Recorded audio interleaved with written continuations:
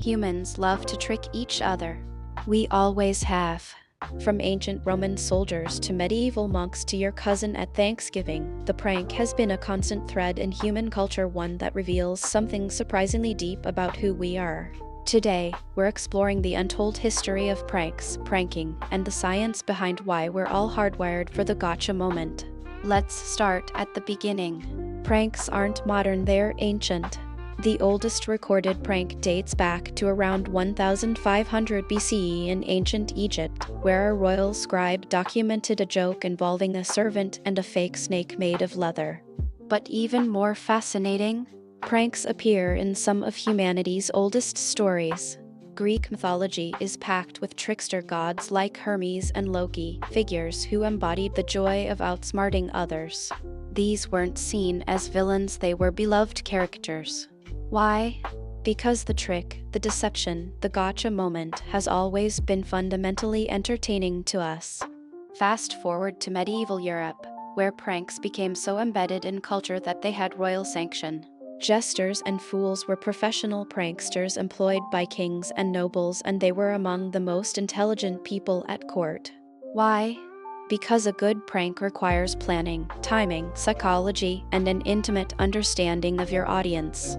Medieval jesters would plan elaborate tricks weeks in advance, creating fake documents, recruiting co-conspirators, and orchestrating scenarios that would fool even the most suspicious rulers. The prank had become an art form. But here's where it gets really interesting.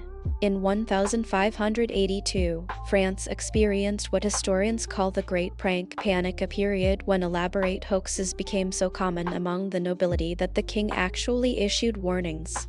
Fake love letters, impersonations, and elaborate schemes disrupted courts across Europe.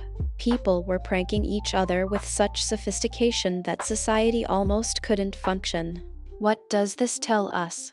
That pranks aren't just entertainment, they're a display of power, intelligence, and social dominance. A successful prank proves you're smarter, faster, or more creative than your target. Now let's jump to April Fool's Day, one of the few holidays built entirely around pranking.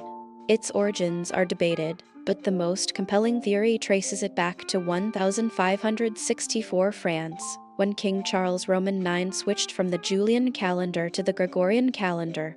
People who celebrated the new year on April 1st in the old calendar were suddenly fools who'd missed the actual date. This sparked a tradition of pranks and trickery that eventually became formalized into an annual celebration. By the 1600s, April Fool's pranks were documented across Europe. The holiday had transformed a moment of confusion into an institutional permission structure for mischief. The 19th and early 20th centuries saw pranks become almost journalistic. Major newspapers would publish elaborate hoaxes on April Fool's Day, and the public would enthusiastically participate in sharing them. The BBC famously aired a broadcast in 1957 claiming that spaghetti grew on trees, and thousands of people believed it. These weren't seen as deception, they were seen as collective entertainment. Pranks had become a sanctioned way to test who was paying attention, who could be fooled, and who was clever enough to spot the trap. But why are we actually drawn to pranks? The science is fascinating. When you pull off a successful prank, your brain releases dopamine, the same chemical that floods when you achieve something difficult. From a psychological perspective, a prank is a low-stakes dominance display. It shows you understand social dynamics well enough to manipulate them. It demonstrates creativity, planning ability, and psychological insight. And here's the key: when both people laugh afterward, the prank reinforces your social bond. You've proven you're clever enough to fool someone you trust, and they've proven they're secure enough to be fooled. There's also an evolutionary angle. Trickery and deception have been survival tools since before humans existed.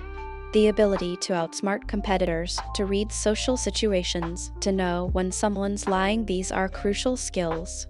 Pranks are essentially practice. By pranking friends and family in low-stakes situations, we're honing the psychological and social abilities that kept our ancestors alive.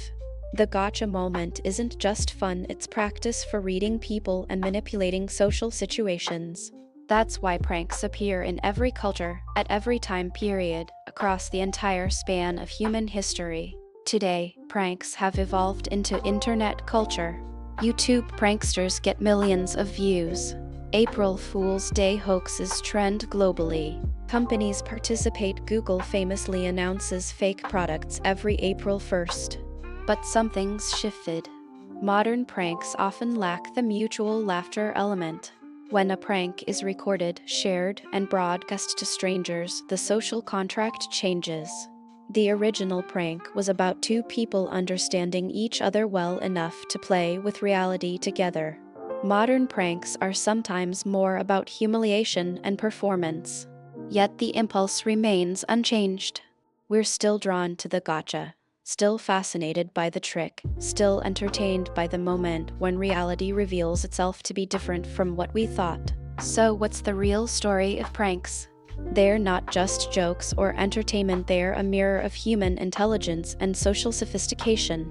They reveal our desire to demonstrate cleverness, to test boundaries, to play with power, and to connect with others through shared understanding. The prank has survived from ancient Egypt to the medieval court to your family's Thanksgiving dinner because it does something fundamental. It makes us feel alive, alert, and cleverly complicit in a moment of beautiful, shared deception. The gotcha moment isn't a modern invention or a shallow entertainment, it's woven into the fabric of what makes us human. The history of pranks is the history of human cleverness, connection, and our endless desire to outsmart each other in the best possible way. If you enjoyed this video, smash the like button and subscribe so you never miss a video like this one.